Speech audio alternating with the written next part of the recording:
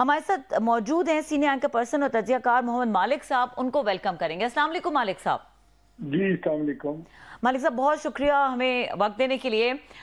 Starting from this new crisis, और जिसकी आज सो मोटो की पहली समाअत थी सुप्रीम कोर्ट में, ये एक बड़ा अनप्रेसिडेंटेड सा वाकया है, if I am not wrong. इसके ऊपर आपका कमेंट बड़ा ज़रूरी है कि कभी किसी कोई ऐसा तारीख में रेफरेंस नहीं मिलता कि 6 जजेस या कोई भी जजेस हों, उन्होंने बाकायदा इदारों पर इल्ज़ाम लगाया हो और इस तरह का ख़त लिखा हो और फिर उसके ऊपर प्रोसीडिंग्स हुई हो। कोई इस तरह की नज़ीर मिलती है तारीख में? नहीं जी, ऐसी तो नहीं मिलती है। ऑफ कोर्स जैसे आपने कहा अनप्रेसिडेंटेड चीज है, अनचार्टेड वाटर्स हैं जिसमें हम आ गए। लेकिन इसमें जितना इदारों की इन्वॉल्वमेंट का इशू है जो उठाया गया है, यकीन मानिए इतना जुडिशल पॉलिटिक्स, जो इंटरनल पॉलिटिक्स है, वो भी काफी इसमें इन्वॉल्व है। लेकिन अभी उसमें हम बात नहीं करेंगे। अभी दूसरे एंगल से हम बात कर लेते हैं। मेरा ख्याल है सुप्रीम कोर्ट, आप जरा सुप्रीम कोर्ट से नहीं, मैं कहूँगा चीफ जस्टिस साहब जरा एक डिफिकल्ट पोजीशन में आ गए हैं, जिसको अंग्रेजी में कहते हैं damned if I do damned if I don't. और उनका हाथ तो फोर्स हो गया है कि उनको सो मोटो करना पड़ गया, और खुद ही जो कमीशन सजेस्ट किया था उस पर ही सो मोटो लेना पड़ गया। So I think he is in a bit of a soup. So you think कि एक ट्रिकी जो सिचुएशन है वो इस वक्त चीफ जस्टिस के लिए क्रिएट हो गई है। इसके ऊपर मजीद भी सवाल करेंगे। क्लास साहब, मालिक साहब, मैं अगर आपसे एक कमेंट क्विक लेना चाहूँ, ये जो एक थ्रेटनिंग लेटर्स का सिलसिला है, अगेन इसके बारे में भी कहा जा रहा है कि इंटिमिडेटिंग लेटर्स जो है वो लिखे जाते हैं, या ये कोई नई चीज़ नहीं है, लेकिन इस तरह का तसलसल जिस तरह हमने देखा पहले इस्लामाबाद हाई कोर्ट के जजेस को खत मौसूल हुए, एंड अगैन कोई केमिकल उसमें मौजूद था और कुछ साइंस थे, इसी तरह आज जो ये खतूत हैं और चीफ जस्टिस को भी खत इस तरह का आना, उसमें थ्रेटनिंग किस्म का उसका कंटेंट एंड साइंस, कौन भेज रहा है ये खत और ये किस किस्म किस नौयत के मसाइल हैं? देखिए, मैं इसको ट्रिवलाइज नहीं करना चाह रहा, लेकिन मेरे नजदीक कोई बहुत बड़ा क्राइसिस नहीं है। ऑब्वियसली किसी भी थ्रेट को सीरियसली लेना चाहिए और आप ब्रश आउट कर दे, but on a lighter note, Pakistan में कौन सी चीज खालिश मिलती है जो अनथ्रेट खालिश होगा? तो ज्यादा फिक्र नहीं होनी चाहिए। लेकिन I think it's just another harassment tactic, आप कह लें व्हाटएवर। लेकिन मेरे नजदीक ये इस वक्त इशू नहीं है जो जजेस के लिए है। आई थिंक 2 डेवलपमेंट्स हुई हैं। एक तो जो पहले 6 जजेस ऑन देयर ओन थे और लगता था कि शायद उनको ब्लो बैक आएगा, उनको ओन अप करना पड़ गया सुप्रीम कोर्ट को। एक तो वो लोग जुडिशली और प्रोफेशनली महफूज हो गए हैं।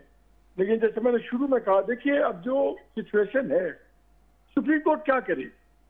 आज जितनी बातें हुई हैं उससे बड़ा क्लियर इंडिकेशन है कि मैक्सिमम फुल कोर्ट भी अगर बैठता है तो शायद फुल कोर्ट एक कमीशन बना दे। चले TOR या बना दीजिए, तो क्या होगा? वो एक इन्वेस्टिगेशन कर लेंगे, उसके बाद गाइडलाइंस दे देंगे। तो इस मुल्क में तो जहां सुप्रीम कोर्ट के दिए गए फैसले इंप्लीमेंट नहीं हुए, तो वहां एडवाइजोरियल कैपेसिटी में अगर कुछ चीजें आएंगी तो क्या होगा? आई थिंक कि अब कोशिश सबकी है कि डिफ्यूज किया जाए। मुझे टू बी वेरी ऑनेस्ट, मुझे ये मामला किसी मंतकी इंजाम पे पहुंचता नजर नहीं आता कि आप कहें कि पता नहीं कि क्या होगा, कमीशन होगा, बैठेगा और वो कहेगा कि ऐसे करते हैं तो बस शायद सम हेड्स विल रोल और पूरा निजाम बदल जाएगा। मुझे फ्रैंकली ऐसा कुछ होता नजर नहीं आता। जी मालिक साहब, बहुत शुक्रिया आपने सर हमें ज्वाइन किया मेरे इसरार पे। Sir I am grateful. आपने भी सर वो यकीनन ख़त वो पढ़ा होगा, मैंने, सब लोगों ने पढ़ा होगा। उसमें एक बड़ी इंटरेस्टिंग चीज़ है सर जो जजेस साहबान ने लिखा है। उन्होंने कहा जनाब, क्योंकि शौकत सदकी साहब जो हैं वो पब्लिक ये फोरम पे उन्होंने कहा था कि मुझे जनरल फैज़ आए थे और मुझे प्रेशराइज करने की कोशिश की थी और फिर उन्हें हटा दिया गया मिसकंडक्ट के नाम पे। अब क्योंकि उनको बहाल कर दिया गया है और अगेन इसी सुप्रीम कोर्ट ऑफ पाकिस्तान ने किया जहाँ पे केस चल रहा है, लिहाजा हम थोड़ी सी जुर्रत करते हुए आपको अप्रोच कर रहे हैं कि इंस्टीट्यूशनलाइज हमें अब कंसल्टेंसी दें या हमें कुछ सपोर्ट दें। तो सर एक इस पे आइडिया ये भी है, जो लोग इनको कह रहे हैं कि इन जजेस को खुद भी उनको अगर तौहीन अदालत का नोटिस दे सकते थे, जो लोग इनको अप्रोच कर रहे थे, घर पे आ रहे थे, तो वेट क्यों कर रहे थे कि कोई फैसला आएगा इन शौकत सदीकी साहब का तो फिर हम बोलेंगे? उनको भी खतरा था कि अगर हमने कोई बात की, लेटर लिखा, तो हमारे खिलाफ भी कार्रवाई हो सकती है, मिसकंडक्ट हो सकते हैं। लिहाजा उन्होंने 4-5 साल वेट किया कि सदीकी साहब का फैसला हो जाएगा, फिर हम आएंगे और बात करेंगे, बोलेंगे। मैंने लोग शुरू में एक बात की थी, वो मैं कुछ सर्टन वजूहात की वजह से अभी एलैबोरेट नहीं करना चाहता, ना कर सकता हूँ सर। मैंने आपको कहा कि इसमें as much inter judicial politics also, जितनी के ये दूसरे मसाइल भी हैं। सो लेकिन दूसरा ये भी है, देखिए टिपिंग पॉइंट्स भी होते हैं ना। जिस तरह उन्होंने एक इल्जाम लगाया कि जी एक जज साहब के बेडरूम में कैमराज निकले, घर के अंदर ये वो। अब हो सकता है कि कई कुछ ऐसे टिपिंग पॉइंट भी हुए वो जो इन लेटर्स में उन्होंने नहीं लिखे हुए और वो नोटिस में लाए हों बंदयाल साहब के या फायजीशा साहब के, लेकिन वो इस वक्त किसी ऑफिशियल लेटर की जीनत नहीं बने। हो सकता है वो अगर इंक्वायरी स्टेज में सामने आए, कुछ ना कुछ तो हदें क्रॉस हुई है ना जी, जो वरना एक पुराना एक सेट पैटर्न तो हो जाता है ना। जिस तरह वो अब्यूसिव मैरिज नहीं होती कि वो कई बारी वो husband beats up the wife, तो जो बैटर्ड वाइफ सिंड्रोम होता है वो कहते नहीं नहीं कभी कभी गुस्से में आ जाते हैं लेकिन ऐसे प्यार भी बहुत करते हैं। उदय भाई वाला काम है, मतलब वेलकम फिल्म वाला काम है कि जनाब के उदय भाई दिल के बड़े अच्छे हैं। कुछ अब्यूसिव मैनिपुलेटिव रिलेशनशिप की भी लिमिट्स होती हैं, रेड लाइंस होती हैं। हो सकता है कुछ सर्टेन रेड लाइंस हो और शायद जुडिशरी ये चाह रही हो तो देखें कम अज कम काबिल बर्दाश्त रेड लाइंस के अंदर खेले। Let's go back to life as usual. और लाइंस बहुत ही क्रॉस तो हुई हैं। अच्छा मालिक, आपने यहाँ से जाएंगे कहाँ? जी, आपने भी एक बात की जिस पे आप बात नहीं करना चाह रहे कि जुडिशियल, आपने कहा कि कुछ इश्यूज हैं। आई कैन अंडरस्टैंड दैट आप क्या कहना चाह रहे हैं। Can we again compare it with मेरा ख्याल 98 वाला जो क्राइसिस हुआ था चीफ जस्टिस सजाद अली शाह साहब का, इक्वेटा बेंच से वहाँ से उनके खिलाफ वहाँ से जजमेंट आई थी, बाद में दीगर सीनियर जूनियर का उनके खिलाफ जजमेंट फैसले हुए थे। अगरचे इसकी नेचर थोड़ी सी डिफरेंट है, लेकिन आपकी टोन से लग रहा है कि इसी तरह का कोई अभी जुडिशरी के अंदर इसी तरह का क्राइसिस है जो उस वक्त हमने देखा था 98 में नवाज शरीफ साहब के दौर में। सर मैं हमेशा कहता हूँ आप देखने में बड़े मासूम होते हैं, साउथ पंजाब वाले समझने में बड़े तेज होते हैं। सर जी जवाब दें आप मुझे, साउथ के चक्कर में डाल के ना पतली गली से ना निकले। डूजू आपकी टोन से लग रहा है सर, 2 दफा आपने हिंट कराया तो मेरे जहन में तो वही आ रहा है, क्वेटा बेंच वाली चीजें आ रही हैं सर, उसी तरह से मिलती हैं। I think you going in the right direction. Right sir. अच्छा सर आगे इसको लेकर चलते हैं। आज उन्होंने ये जस्टिस अतर मनीला साहब ने बड़ा बोल्ड, उन्होंने उस कन्फेशन कहें या उसको इंकशाफ कहें, तो उन्होंने कहा आपको पॉलिटिकल इंजीनियरिंग यहाँ होती रही है और अभी भी हो रही है सर।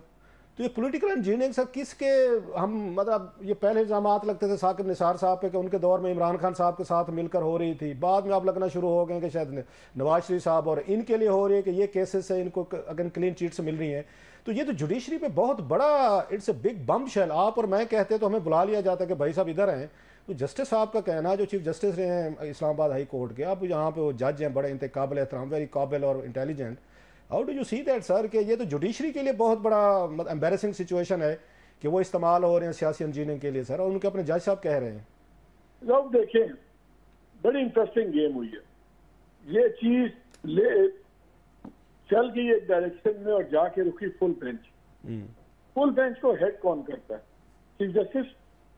तो अब इस बेंच का सक्सेस या फेलियर, बेंच का फेलियर सक्सेस नहीं गिना जाएगा, चीफ जस्टिस का गिना जाएगा जी।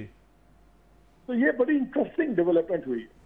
ये एक मेरे नजदीक फायजीसा साहब एक नो विन सिचुएशन में आ गए।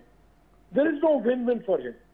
अगर कोर्ट जितनी मर्जी, अगर बहुत ज्यादा एग्रेसिव होती है और एक हद क्रॉस कर जाती है और वो कहती है अच्छा अब हम ये सर चाहिए जो धरना जजमेंट में नहीं ले सके, वो अगर वो ये सरों के पीछे जाते हैं तो सीधा टकराव होगा एस्टैब्लिशमेंट से।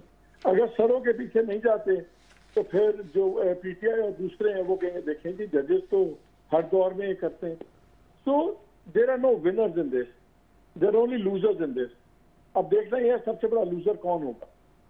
और मेरा ख्याल है मेरे नजदीक तो चीफ जस्टिस साहब ने थोड़ा सा मिस हैंडल किया है। एक तरफ उन्होंने खुद आज सारा कोर्ट में बताया कि उन्होंने ही बुलवाया प्राइम मिनिस्टर को, मीटिंग होती है, फिर जनाब वो जजेस के नाम भी दे देते हैं, कमीशन का भी कर देते हैं, उस पर कटगन भी लगा देते हैं। लेकिन मेरी ट्राई ये है कि जब उसके बाद दोबारा फिर कोर्ट मीटिंग हुई प्राइम मिनिस्टर के जाने के बाद, तो वहां कुछ जजों ने उस पर रिपोर्टेडली कहा कि मैंडेट तो ये था कि बात की जाए प्राइम मिनिस्टर से लेकिन कमीशन बनाने पे तो यूनानिमिटी नहीं थी, और यही बात पता लग गई थी अपना फॉर्मर चीफ जस्टिस साहब को, जिलानी साहब को, और मेरी इत्तला के मुताबिक संडे की रात को उन्होंने फैसला कर दिया था और पता लग गया था रिलेवेंट लोगों को कि वो नहीं बनेंगे, और उनका इंप्रेशन ये था कि यूनानिमस डिसीजन है। सो लाइक आई सेड, मुझे आई थिंक इसमें से अगर अनटच्ड निकल आए चीफ जस्टिस साहब, तो then he will be a very very lucky and a fortunate man. अच्छा सर, ये बताइएगा मालिक भाई कि ये बात तो सब मानते हैं कि जनाब के ये जो इल्ज़ामात लगे हैं बड़े सीरियस नेचर के हैं, और ये कोई राज भी नहीं है, मतलब लोगों को पता था कि इस तरह के इन्फ्लुएंसेस होते हैं, इल्ज़ामात लगते थे, पॉलिटिकल पार्टीज लगाती थी, कभी मरियम नवाज, कभी नवाज शरीफ साहब, कभी इमरान खान साहब, कभी जरदारी साहब, बिलावल, ये सारे अदलिया के हवाले से मुख्तलिफ उन पर इल्ज़ामात लगते रहते थे कि मैनेज हो रही है जुडिशरी, या उसको सब मैनूवर किया जा रहा है या इन्फ्लुएंस किया जा रहा है। ये कुछ सीक्रेट नहीं था, लेकिन लेटर का आना, जजेस का कंफर्म करना, इट्स अ बिग न्यूज़। वो हम आगे इस चीज़ को देख रहे हैं।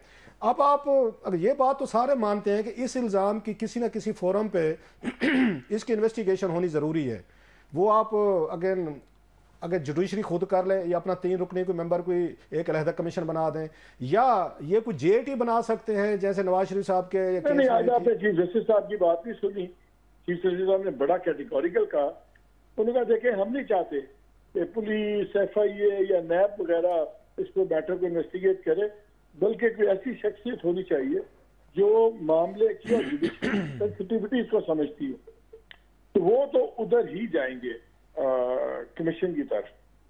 लेकिन why this is different is कि हमेशा विक्टिम्स का हमें पता होता था, होता ये था आप विक्टिम थे तो मैं गवाह था, कोई विटनेस और होता था।